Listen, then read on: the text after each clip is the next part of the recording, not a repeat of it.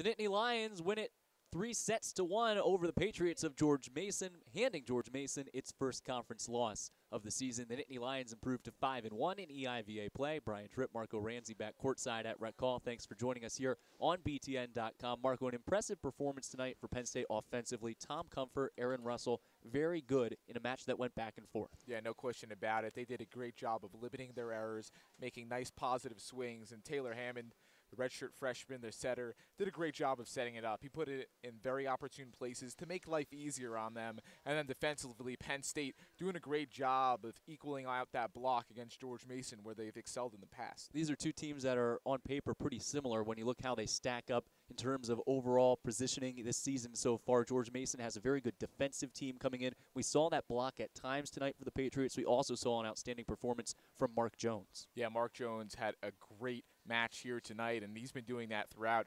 EIVA play, so no surprise there. But something that's really surprising for George Mason was Pat Sibley. He was tremendous throughout the night. It only took until basically the end of the fourth set before he had his first hitting error, also with 12 kills. So definitely some bright spots for George Mason as they continue through their schedule. You look at some of the numbers on your screen. You had an opportunity to see those there. The Nittany Lions, the service aces, that was one thing that George Mason couldn't compete with here tonight. No, they just couldn't. And Penn State, not really known too much for their service aces, did a great job coming out today and getting those extra points. All right, the Nittany Lions win it over George Mason, 3-1. Penn State now back atop the EIVA standings with a whole host of others. George Mason loses its first conference match of the year. For Marco Ranzi, I'm Brian Tripp. Thanks for joining us.